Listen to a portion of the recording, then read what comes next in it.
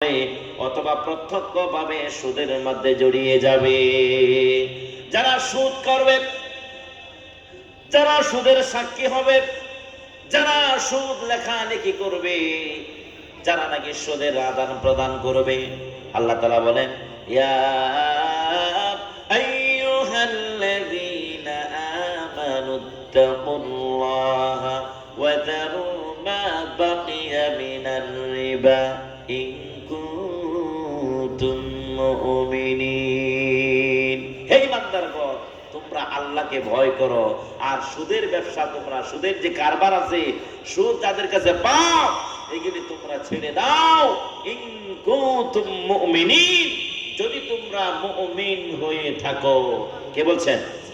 জোরে বলেন, কে বলছেন? পিছন দিয়ে বলে না, জোরে বলেন, কে বলছেন?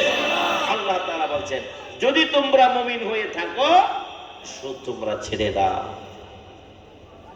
যে মুমিন সে সুদ খাইতে পারে না, আর যে সুদখোর সে কোনোদিন মুমিন হতে পারে না। আল্লাহ তাআলা অন্যত্র বলেন, এরপরে বলেন ফাইন লাম তাফআলু ফাআযানু বিহারবিন মিনাল্লাহি ওয়া রাসূলিহি। আল্লাহ তাআলা বলেন সুদ খেলে, সুদের নবীজি বললেন সুদের মধ্যে 70টা গুনাহ আছে। জোরে বলেন কয়টি গুনাহ আছে? 70টি গুনাহ আছে। সবচেয়ে বড় গুনাহ হলো ফাইন লাম তাফআলু ফাআযানু বিহারবিন মিনাল্লাহি ওয়া রাসূলিহি। আল্লাহ রাব্বুল আলামিন বলেন সবচেয়ে বড় গুনাহ হলো আল্লাহ এবং রাসূলের বিরুদ্ধে যুদ্ধের ঘোষণা দেওয়া। আল্লাহ এবং রাসূলের বিরুদ্ধে যুদ্ধের ঘোষণা দেওয়া। সবচেয়ে ছোট গুনাহ কোনটা? নবীজি বললেন সবচেয়ে ছোট গুনাহ হলো আপন মায়ের সাথে জিনা ব্যভিচারে লিপ্ত হওয়া। বলি নাউযুবিল্লাহ। আরেকটা হাদিসে এসেছে যারা সুদ খাইলো সে যেন কাবা ঘরের ভিতরে গিয়ে ব্যভিচারে লিপ্ত হয়ে গেল। নাউযুবিল্লাহ।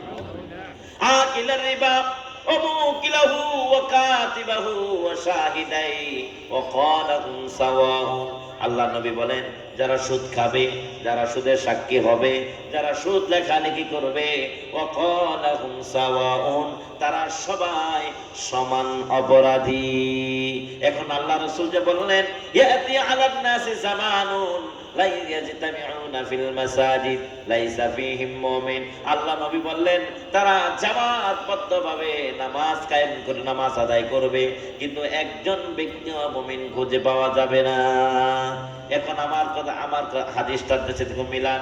এখন আমরা অনেকেই আমাদের মধ্যে আছি যার নাকি সুদের মধ্যে জড়িয়ে পড়েছে, ঠিক কিনা বলেন? সুদের মধ্যে জড়িয়ে পড়েছি। নবীজি বললেন ১৫০০ বছর আগে আল্লাহ নবী বলে গেলেন পরোক্ষভাবে আমার উম্মত সুদে জড়িয়ে পড়বে। সরাসরি সুদ খাবে না, পরোক্ষভাবে খাবে, অথবা কেউ সরাসরি খাবে। এই যুগ আসছে না বলে, আসছে কিনা বলে, আসছে কিনা বলে? এখন এই যুগ থেকে বাঁচার পন্থা কি? সুদ ভিত্তিক অর্থ ব্যবস্থা বাতিল করে দেয়া আল্লাহ পাকের কোরআনের অর্থ ব্যবস্থা চালু করা লাগবে। যদি কোরআনের অর্থ ব্যবস্থা চালু হয়ে যায় সবাই সুদ মুক্ত হয়ে যাবে। বলি সুবহানাল্লাহ। আমরা এত ইবাদত করি, এত বন্দেগী করি, কবুল হয় না, চরিত্র পরিবর্তন হয় না, নামাজ কবুল হয় না। কারণ হলো আমরা সুদের সাথে জড়িয়ে পড়েছি। কথা বলেন ঠিক কিনা? আল্লাহ আমাদের সকলকে সুদ থেকে হেফাজত করুন, বলে আমিন। এরপর আল্লাহ তাআলা বলেন ওমাল হায়াতুদ দুনিয়া ইল্লা মাতাউল গুরুর। বান্দারে এই দুনিয়াটা হলো একটা খেল তামাশা ছাড়া আর কিছুই না। দুনিয়াটা হলো একটা ধোঁকার জায়গা। কিসের জায়গা বলেন? একটা ধোঁকার জায়গা। এই দুনিয়া, আল্লাহ দুনিয়া বললেন, দুনিয়া এসে আদনা থেকে তুচ্ছ নগণ্য। ومن يصحب الدنيا يكن مثل قابض على الماء خانته خروج الأصابع। কবি বলছেন দুনিয়া হচ্ছে এমন মিথ্যা মায়াজাল, এমন প্রতারক, ধোঁকা।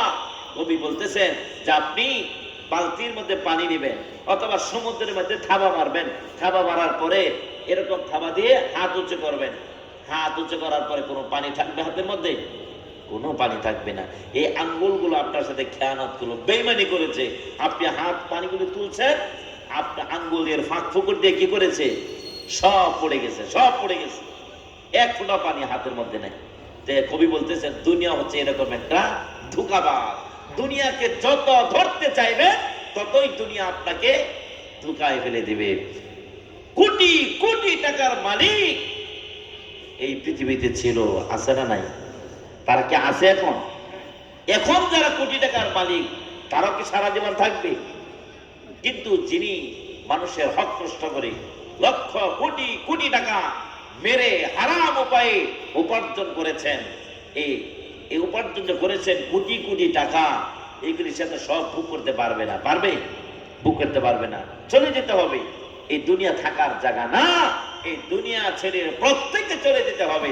কিন্তু আমি যে হারাম উপায়ে সম্পদ উপার্জন করে গেলাম এই সন্তানের জন্য, স্ত্রীর জন্য, তারা তো আমার কোনো উপকারে আসবে না, বরং তারাই আমাকে আসামি বানাবে। কথা বলে ঠিক কিনা?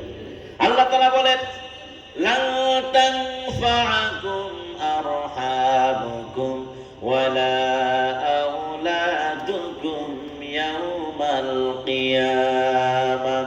আল্লাহ তাআলা বলেন কিয়ামতের দিন ধন সম্পদ সন্তান সন্ততি কিছুই কাজে লাগবে না।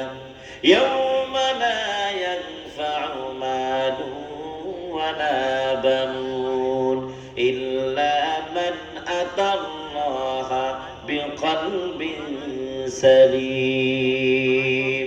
কিয়ামতের দিন ধন সম্পদ সন্তান সন্ততি কিছু কাজে লাগবে না। কাজে লাগবে আমল। আমল যদি আপনি সুন্দর করতে পারেন এই আমলটা কাজে লাগবে। কথা বলেন ঠিক কিনা? যিনি আমার সাথী হবেন, সন্তান আপনার সাথী হবে না, আপনার স্ত্রী আপনার সাথী হবে না, আপনার কলিজার টুকরা সন্তান আপনার সাথী হবে না। আমরা যাকে আপন, আমরা যাদের আপন কিয়ামতের দিন তারা হবে পর। আর যাদেরকে আপন বানানোর দরকার ছিল তাদেরকে আমি পর বানিয়ে রেখেছি।